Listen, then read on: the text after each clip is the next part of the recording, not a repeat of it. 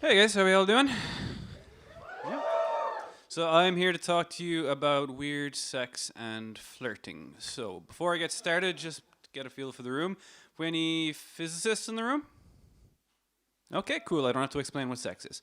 Great.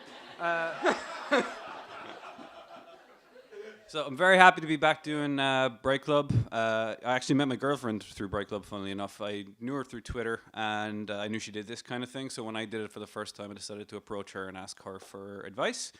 And we started talking from there, became good friends, and then she just said this really sweet thing, and I decided, you know what, fuck friendship, I want more. She said, anything's a dildo if you're brave enough. So, so I decided I'd make my move, and I decided to do through the medium of song. So I wrote her a song called Anything's a Dildo If You're Brave Enough.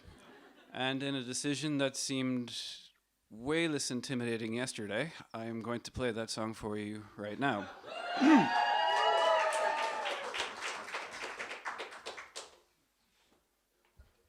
don't even know how to play the fucking banjo. This was such a bad idea. Oh, Jesus Christ.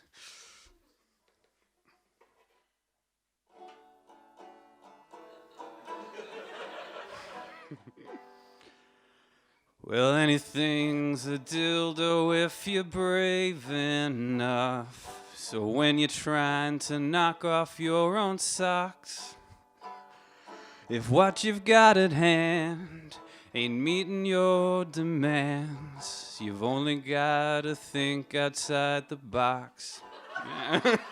A cucumber down under, it really can do wonders. Let a torch illuminate a thing or two. A good bottle of wine can make a girl feel fine, especially if she's got no cork to screw. Well, anything's a dildo if you're brave enough. A candlestick can make your wish come true. Bananas are fantastic when your monkey needs a spanking, but in a pinch, an aubergine will do. There's a hunger deep inside you, so grab that pepper grinder and twist until you're sure you've had enough. So if you're feeling frisky, no object is too risky, 'cause anything's a dildo if you're brave enough. Anything's a dildo. Anything at all.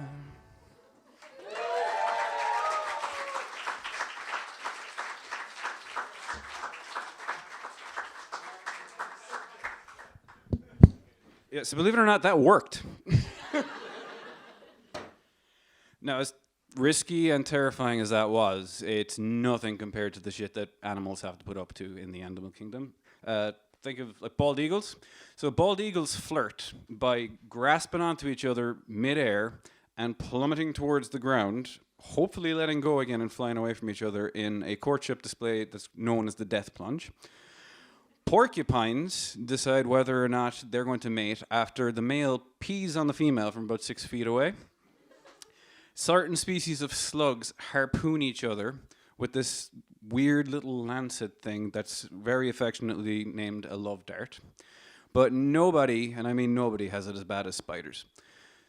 In most cases, spiders, the female is about twice the size of the male, and she's as likely to eat him as she is to fuck him.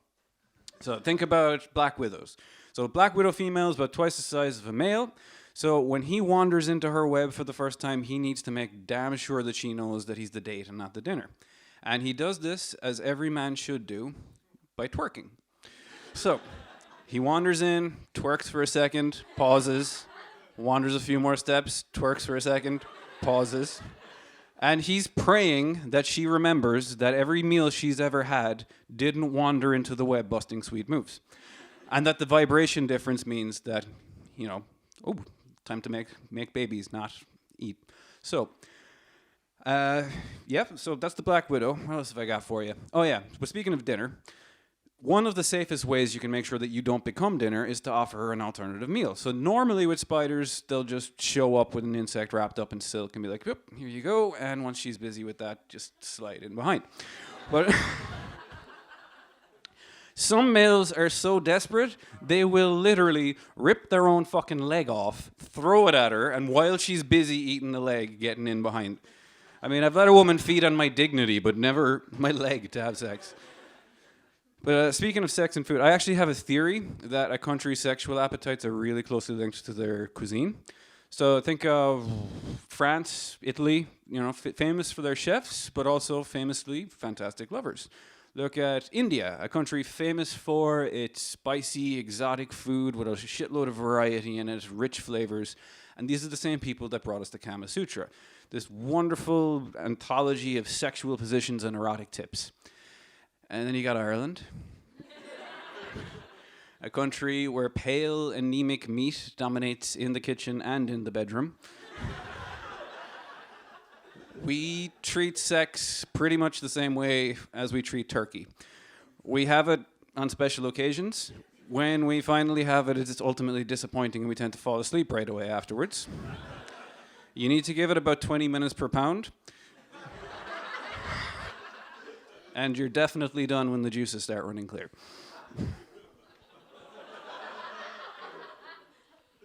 I'm so sorry. Anyway, back to the spiders. You probably didn't know that they're actually quite kinky. So spiders will actually, tie each other up. Now, I'm sad to report they don't do this for any kind of erotic thrill or anything. They basically just do it so that if the female is tied up, she can't eat the male, and it gives her time to run away afterwards. Now, this is probably too much information, but I've engaged in a bit of rope play myself.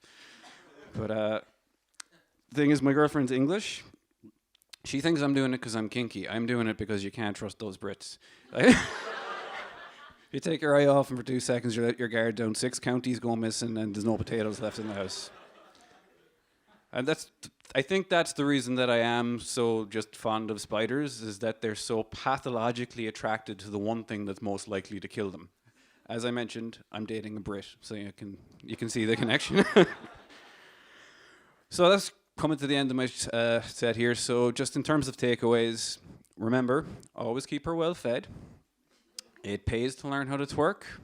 But most importantly, anything's a dildo if you're brave enough. Thanks, guys.